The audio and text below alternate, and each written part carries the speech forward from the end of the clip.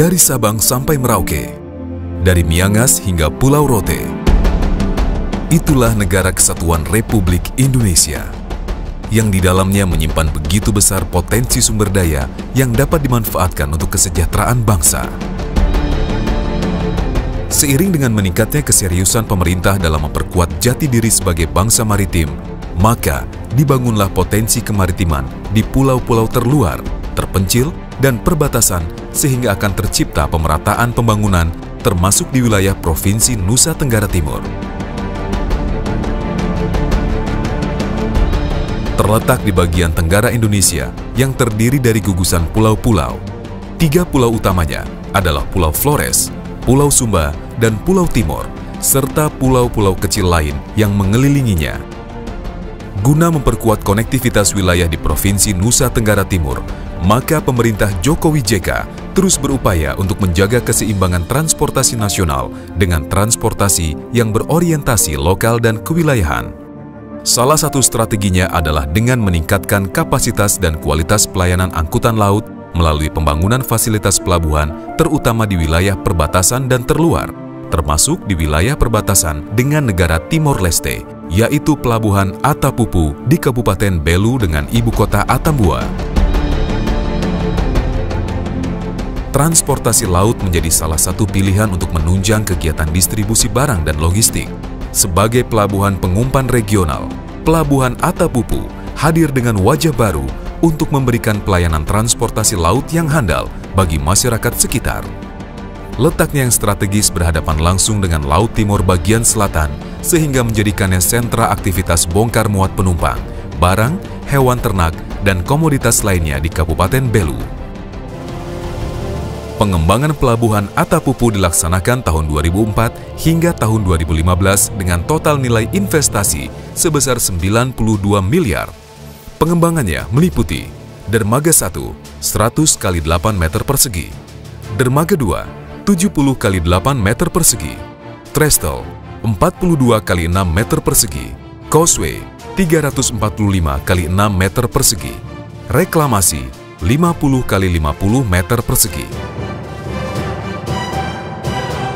Sementara dari sisi darat, pelabuhan ini telah dilengkapi dengan fasilitas yang dikembangkan sesuai dengan kebutuhan, diantaranya terminal penumpang, kantor 100 meter persegi, gudang 800 meter persegi, lapangan penumpukan 67.372 meter persegi, dan fasilitas penunjang lain untuk mendukung aktivitas di pelabuhan.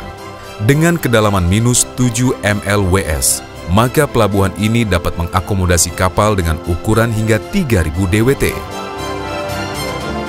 Tak hanya itu, Pelabuhan Atapupu juga menjadi prasarana pelayaran perintis yang disinggahi oleh 2 trayek kapal perintis yang berasal dari Pelabuhan Pangkal Kupang dan Maumere.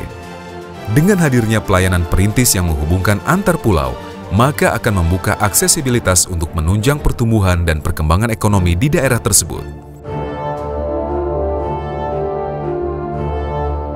Di Provinsi Nusa Tenggara Timur, terdapat Pulau Rote yang merupakan pulau paling selatan dan terluar dari negara kesatuan Republik Indonesia.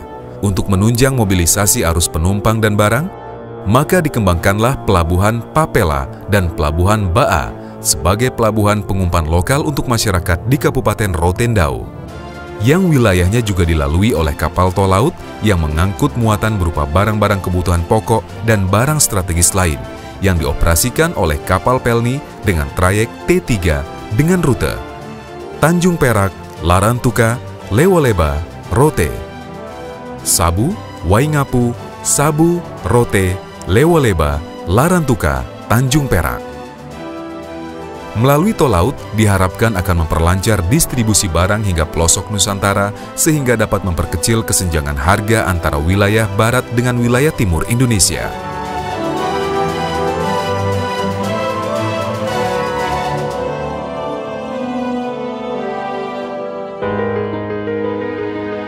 Di Kabupaten Manggarai terdapat 2 pelabuhan yang sedang dibangun, yaitu Pelabuhan Reo, Pelabuhan Pota, dan Pelabuhan Larantuka yang berada di Kabupaten Flores Timur. Di samping itu juga telah dibangun 3 pelabuhan penyeberangan di Provinsi Nusa Tenggara Timur, yaitu Pelabuhan Penyeberangan Kawah Pante, Pelabuhan Penyeberangan Pamana,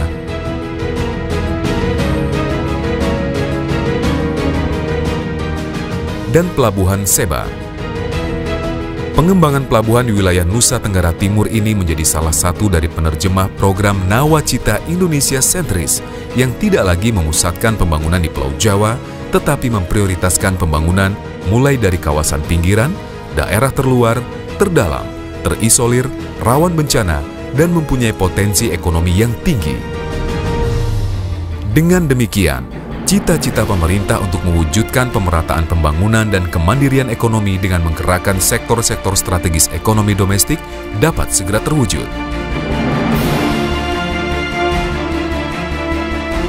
Menghadirkan negara demi segenap bangsa, merangkai, menyatukan Indonesia, serta memanfaatkan Laut NKRI untuk kesejahteraan bangsa.